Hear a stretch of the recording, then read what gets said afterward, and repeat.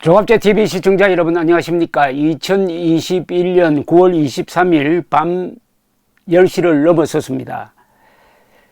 이재명 경기도지사는 전과가 4개가 있습니다. 하나는 검사사칭 공범, 그리고 무고, 또 하나는 특수공무집행방해, 그리고 음주운전입니다.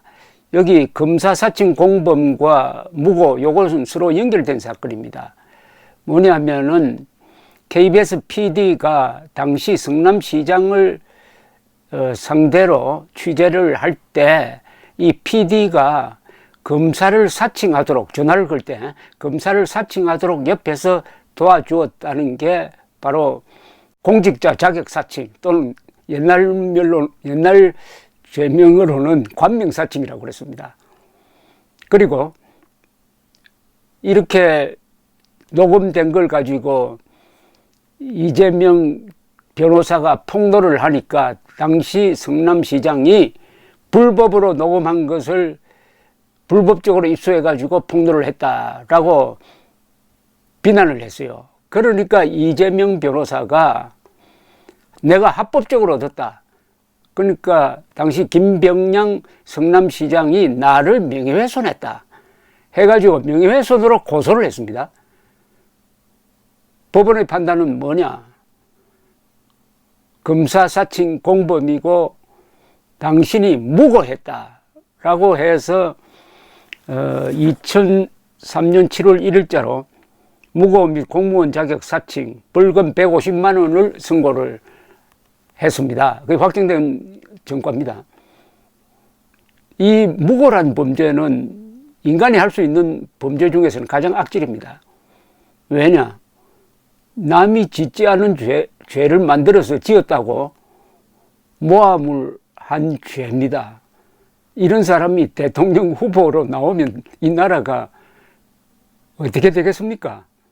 그러니까 이 무고 전과자의 고소 고발은 이건 그 수사를 할 때 상당히 감안을 해서 조사를 해야 되는데, 이재명 지사 측에서 김기현 국민의힘 원내대표 등을 서울지방검찰청에 고발한 걸 가지고 서울중앙지검이 수사에 착수했다고 합니다.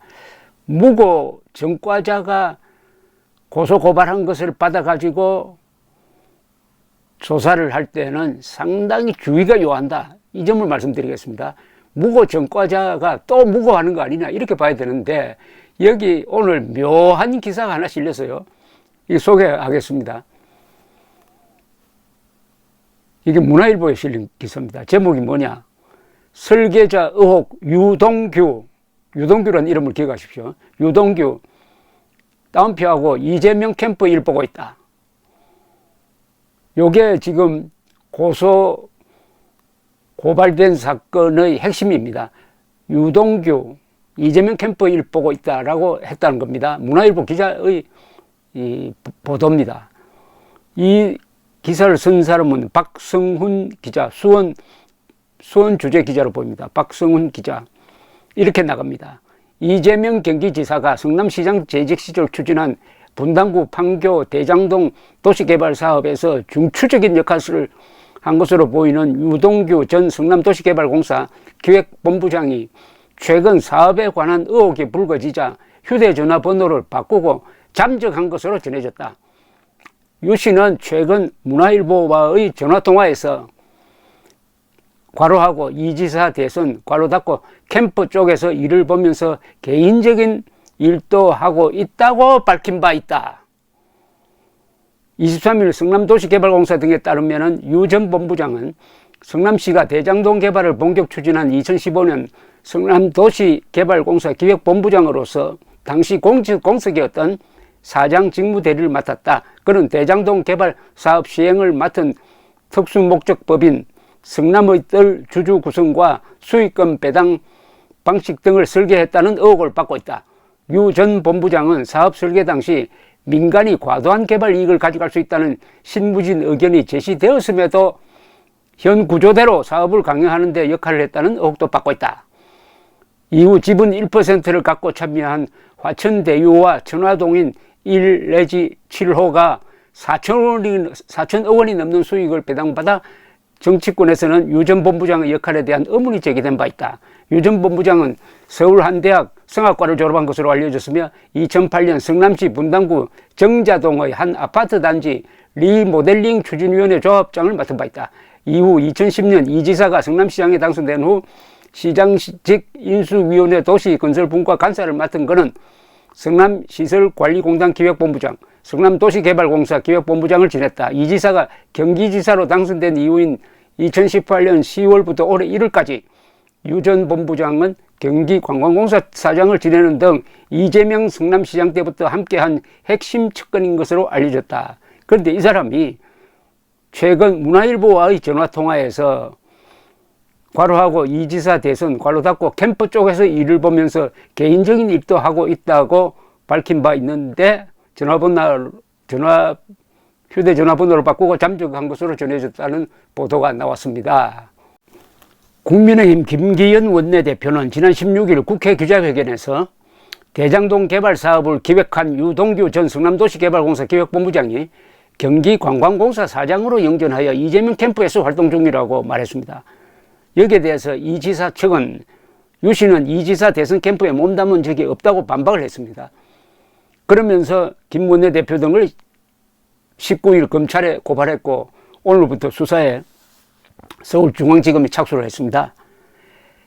김 원내대표가 이 후보를 당선되지 못하게 할 목적으로 대장동 사업과 관련된 허위 사실을 반복적으로 공표했다는 게 서울중앙지검에 제출한 고발장의 요지인데, 그 중에 하나가 유동규는 이 지사 대선 캠프에 몸담은 적이 없다. 근데 몸담은 적이 있다고 했으니까 이게 명예훼손이라는 건데, 문화일보 기자가 보도한 바에 따르면은 유동규라는 사람이 문화일보와 통화를 하면서 지금 캠프 일도 보고 내일도 보고 있다라고 말했다는 겁니다. 이게 앞으로 수사를 할 때 아주 초점이 되겠습니다. 문화일보 기자의 이 보도는 김기현 원내대표에게 매우 유리한 하나의 방정 자료가 될 것 같고, 새삼 이재명 지사의 정과 중에 들어가 있는 무고라는 이 단어가 새삼 사람들을 아마 상기시키게 될 겁니다. 무고. 우리나라에서 거짓말 범죄가 세 종류가 있습니다. 하나는 순서를 하고 거짓말하는 겁니다. 그걸 위정이라고 합니다. 또 하나는 사기입니다. 그 다음이 무고입니다. 위정, 사기, 무고. 우리나라가 이 3대 거짓말 범죄가 인구 비례당 사건 건수로 하면 아마 세계에서 제일 많을 겁니다. 일본에 비해서는 아마 수십 배 된다고 그래요. 그런데 이 세 건 중에서 제일 악질이 뭐냐? 바로 이 무고입니다.